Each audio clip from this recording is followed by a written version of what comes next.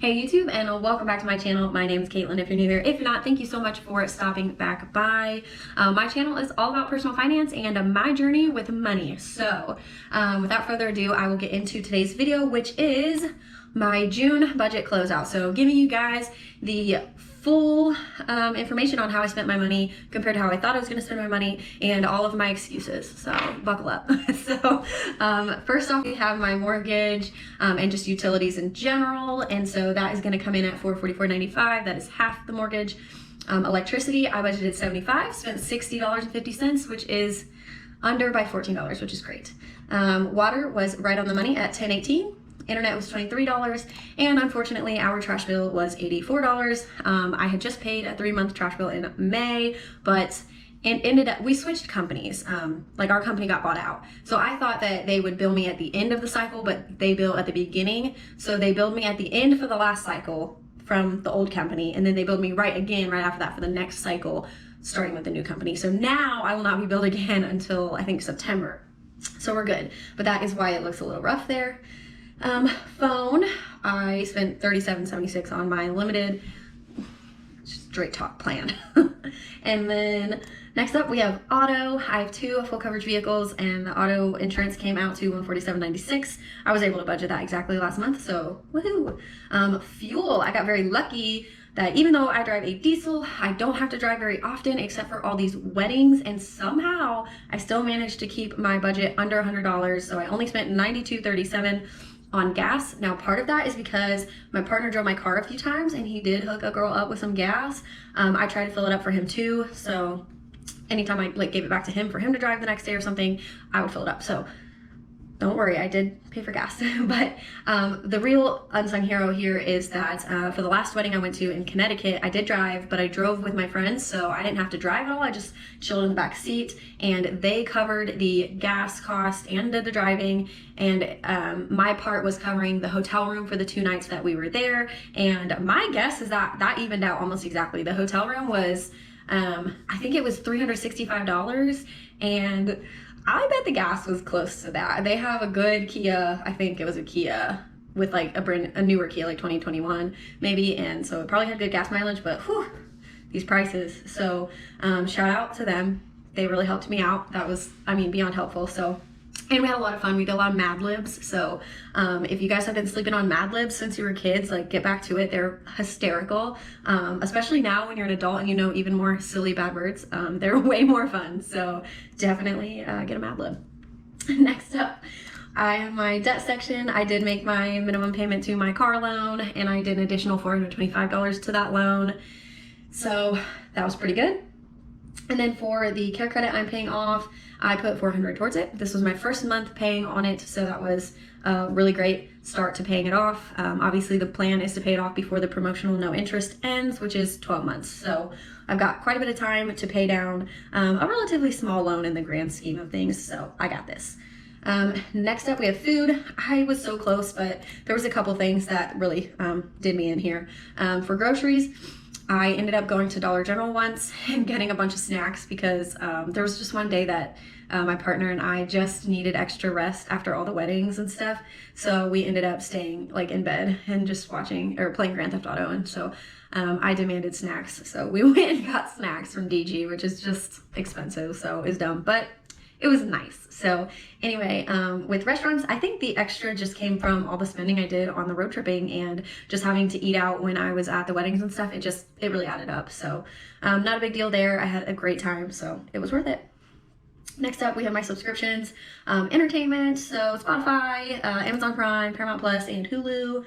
So that's what those are. Next up, we have my miscellaneous expenses. Unfortunately, I wasn't able to prioritize at 25 to the Humane Society this month. I am really bummed about it, but life goes on. So, you know, I had to prioritize other things, and that's just how it went. Next up, we had household and toiletries, which I budgeted $50, which is lower than normal, but it ended up working out. I only spent $10 over that, and I'm pretty happy with that. For personal spending, I'm really proud of myself for staying so close to this budget. I did go over by $8. However, I stayed super close, and I compromised with myself quite a bit on this. So I was in 2 weddings, and I have to be a guest for 2 weddings. And so like I was hoping that I would have a dress that I could just wear as the guest to those, but having gained weight, I didn't, so I did have to buy a dress to wear, but I did not buy more than one, just one, so I'm wearing it to both weddings. And then I did need a new swimsuit top for this year. In case anybody wasn't aware yet, we actually live on a private lake, and so I really need a swimsuit, and my old one just straight up didn't fit, and I had a bachelorette boat day to attend, which was a blast. So I needed a swimsuit sooner rather than later. So I did spend it. And that's all I bought personal spending wise. That's it. That's it, you guys. I did it.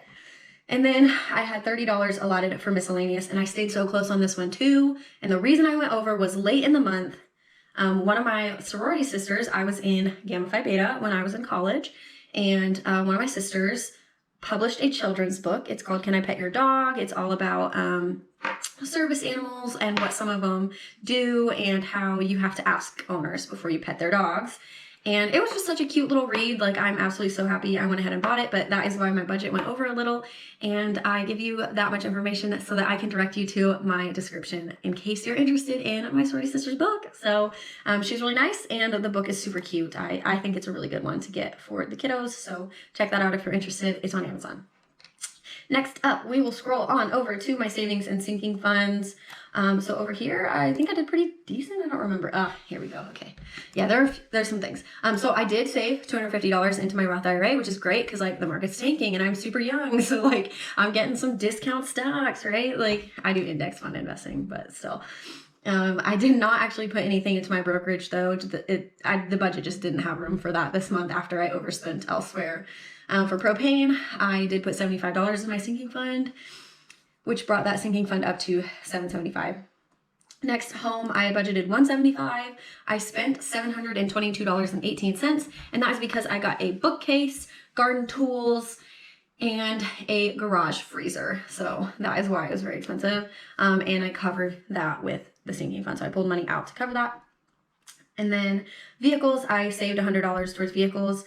For vacations, I budgeted $175 and I ended up spending $221, and that is because I had some bad luck with bridesmaids dresses. I had to replace the one I thought I was wearing in one wedding, and then ended up replacing the other one as well. So multiple times replacing one of them. So I have a bunch of like completely unworn bridesmaids dresses that I got because I just couldn't risk not having one, and they have to be ordered online, and if I ordered custom they wouldn't get here in time, so I had to order final sale. So anyway, that is why I went so far over. Literally $115 plus $70 is just dresses that I bought that I only wore 2 of them. So that was 5 dresses total. I know, guys, I'm gonna make a video about bridesmaiding, but it's fine. And then I also spent a little bit of money on the bachelorette boat trip that I mentioned. So I put all that in vacation because it's like outings and stuff. Next up, for gifts, I didn't spend anything in the gifts fund because I ended up spending on my family. So I bought my mom some sheets and pillows for her new mattress and a bunch of snacks so that she is all covered. After that, I was able to save $100 into my emergency fund, bringing that fund to $2,700. What I would consider a 2-month fund for at least my expenses would be $3K. So I'm getting a little closer. In July, I expect to get over that $3K mark. But yeah, I'm starting to wish my emergency fund had a little more cushion in there. Just with all of my sinking funds, I do have quite a bit of a stash going on. But if I'm just looking at the funds that are earmarked emergency, it's not looking that great compared to what I should have. It's just I've been so focused on debt. So anyway, that's kind of how my savings and sinking fund section went. Lastly, we'll go over my income here. I had 2 checks from my job, and then I did withdraw $200 from my family fund that I had saved up to pay on the care credit. And then from Surveys on the Go, I expected to cash out $10, but I was able to cash out $18.45, so yay. For an Amazon refund, I got $13.90. I actually had a $42 refund. I only spent $13.90 because that's what I bought the children's book with. So the rest of it is rollover into July, that refund that I'll use. And then for Google Opinion Reward, I got $2.39. From yard sailing, I used $7 of the cash I got from that in June, so that's what that is. And then from FanDuel, I had placed 47 $1 bets on like all of the seasons of sports. And so periodically I log in to see if any of those bets came through. And one of them did. I won $7.50 on the Warriors winning, I think. So there's that. And then the rest of this is vacation fund withdrawal, the $100 so that I could cover those dresses, and then home fund withdrawal to cover the garage freezer. And that brings me to a balance of negative 94 cents. Now I do have a checking account buffer. I couldn't begin to tell you how much is in that buffer. I just know that it can handle 94 cents. So we're good. I think the buffer is somewhere in the $100 to $200 range. And I try not to use it. I try to just let it kind of build up. So yeah, 94 cents, we're good. Last but not least, we will look at the donuts. So this month, I think, is one of the first months where I have fixed my savings and sinking fund section, so where the donuts are like more accurate. So with that, I had 20% going to housing and utilities, and that ended up being 16%. Auto was supposed to be 7%, but it ended up being 5%. And then debt was supposed to be 32%, it ended up being 27%.